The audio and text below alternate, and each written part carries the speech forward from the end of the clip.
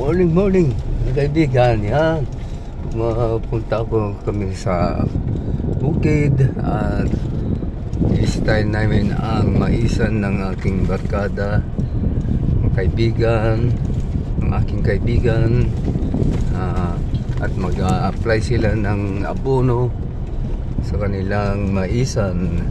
Yan, malapit na kami mga kaibigan. Dumaan kami dito sa Tiplex.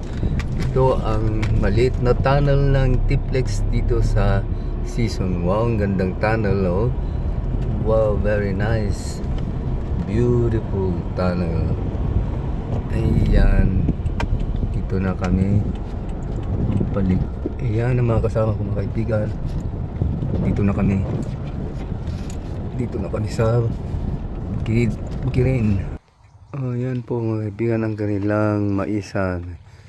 Yan, binababa na ang kanilang i-apply na abono.